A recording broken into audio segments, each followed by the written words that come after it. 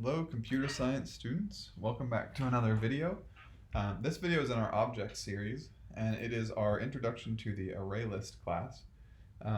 This is creating ArrayList objects is something you may or may not have done before. It's a very useful tool. It'll show up a lot, we're going to be using it quite a lot, and so I think it's also a good tool to help review or practice with objects. So let's dive in. So in ArrayList, similar to the scanner class, it is included in the Java language, but not automatically included when you create a new project. So for example, the string class is something that is in the Java language and automatically included when you start, but scanner, for example, is not, and ArrayList is not. So the ArrayList and the scanner are both under the utilities portion of the Java library. And so we're going to import java.util.ArrayList whenever we want to use an array list. So before I dive in, so what is an array list? What is its purpose? What does it do?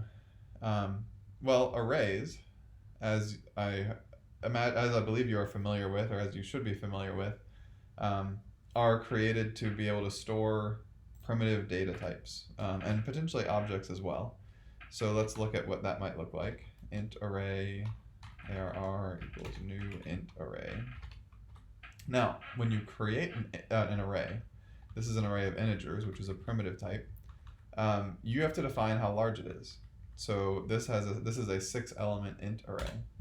If I do not give it a number here, we have a problem. When you create an array, you have to reserve a specific amount of space in memory is really what it translates to for that array. So we reserve enough space for 6 integers if we put a 6 here. Now, you might also remember there's another way to create arrays. Let's do it this way. This is a 5-element array with the numbers 1, 2, 3, 4, and 5 in it. Now, regardless of which way you create the array, whether it's using curly braces like this, or whether it's using the new int array with 6 elements, the size of the array, once you create it, cannot change. So this is a 5-element array. ARR is a 5-element array. And right now it holds 1, 2, 3, 4, 5. You could change that, right? You could do ARR at 0 equals 7. And now we've basically changed this 1 at index 0 to a 7. And you can, do something like int I equals ARR at index 2. What value does this store? Well, AR at 2, let's see, 0, 1, 2 is the number 3. So now I would have the value 3, right? If we did an sout, a print of I, we're going to get the number 3. All right, so a little quick little array review. Now the problem with arrays, or one problem with arrays, is let's say, let's say I owned a car lot and I wanted to store all my cars in a list. Well, if I have a used car lot, the number of cars that I have at any one time in my possession is going to change. Sometimes I might have 5 cars, sometimes I might have 7, or if I'm a really big lot, maybe I have 100 cars or 102 or 103 or whatever, but it's all going to change. And so if we're trying to represent these quantities that change, an array is not all that helpful. It only stores however many elements you create it with. Imagine a shopping cart at Amazon. That has to be programmed and represented.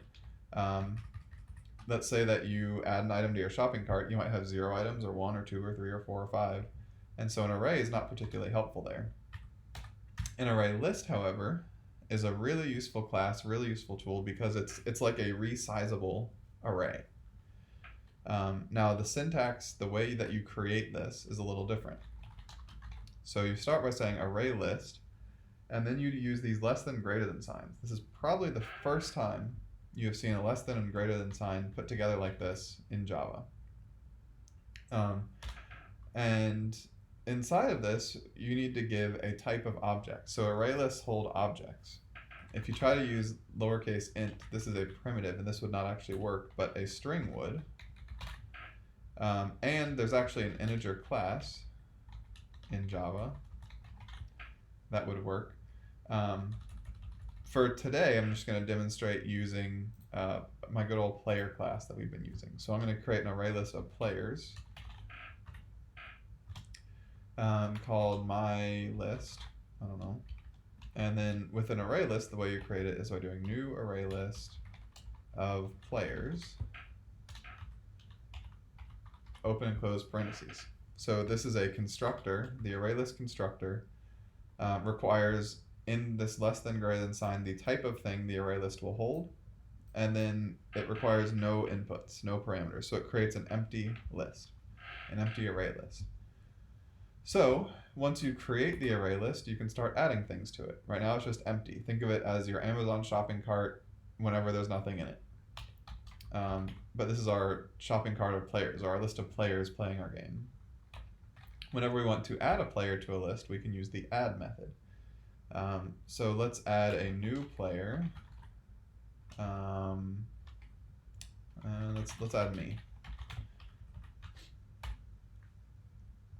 So I'm going to add a new player to the list.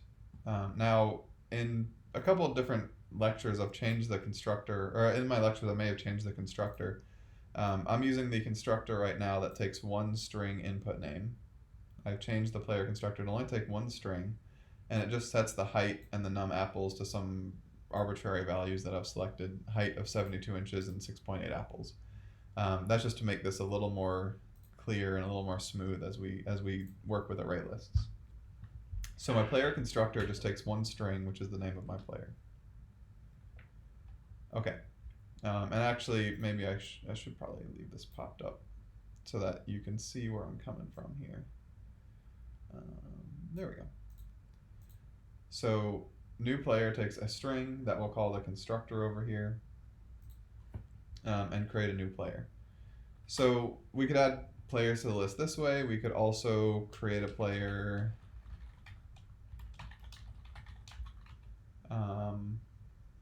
let's go with Connie Book,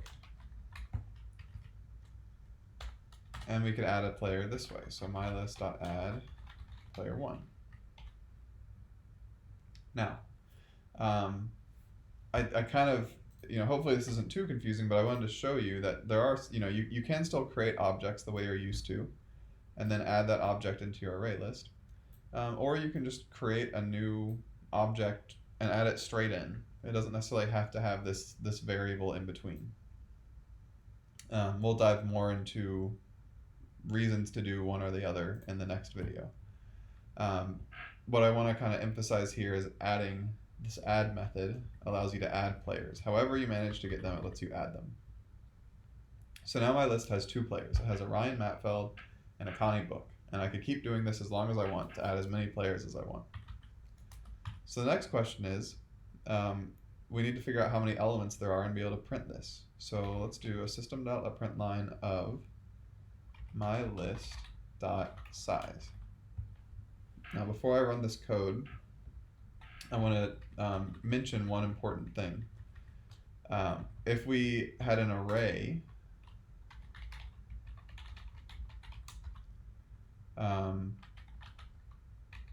does anybody remember what method we called, or what? Actually, it's not even a method, but what we did to get the length of the array? Oh, and I kind of gave it away. It wasn't size, it was length. So you may be asking, why would an array have a length and an array list have a size? And the answer is, that's a good question.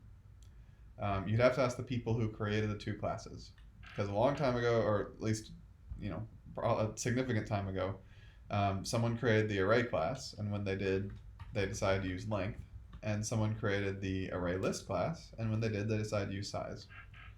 Ultimately, these things are created by humans, and so there's some inconsistencies. One other note, just maybe one more quick refresher before we move on, since this is also review. If we made a string, what do we use? Well, it's length, but with open and closed parentheses. So this is calling a method.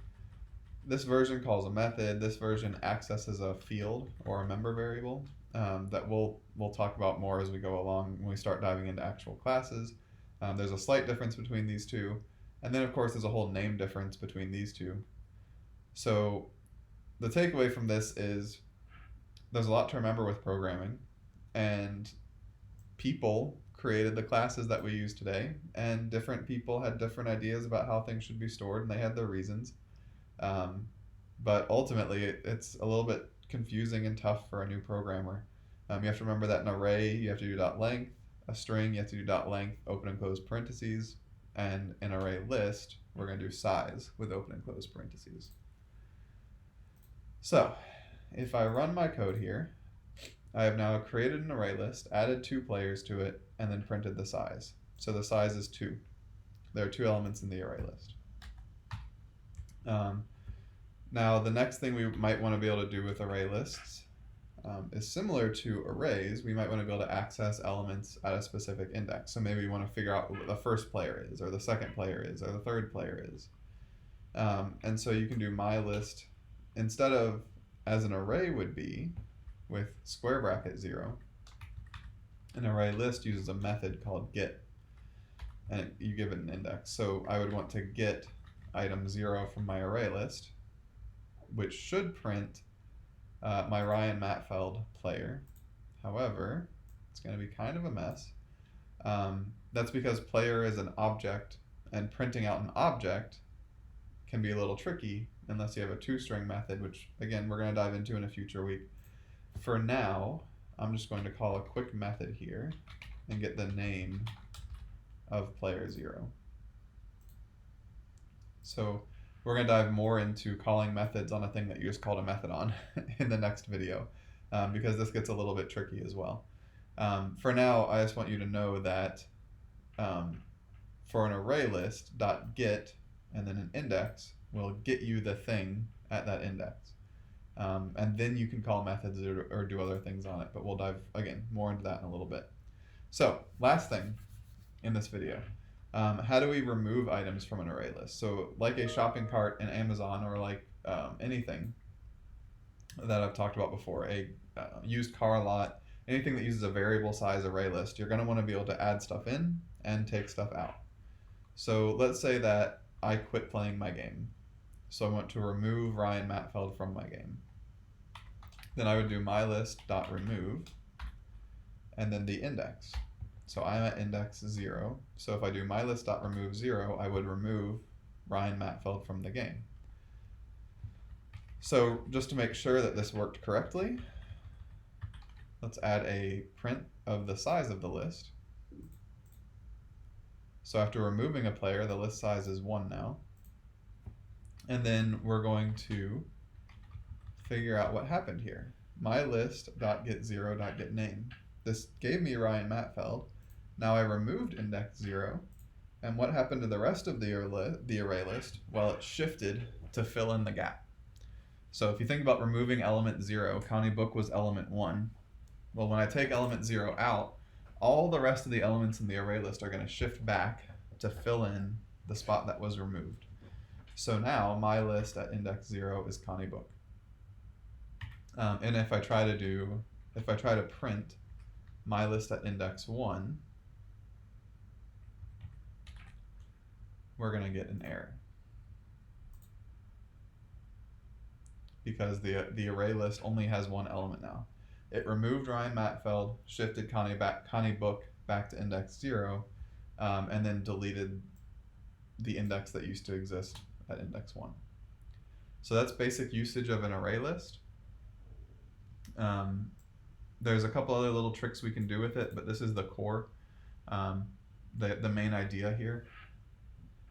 And so hopefully that makes sense. And in the next video, we're going to dive more into explaining kind of what I'm doing here, and a couple using array lists and loops, and doing things a little bit more advanced with array lists. So I'll talk to you guys next time.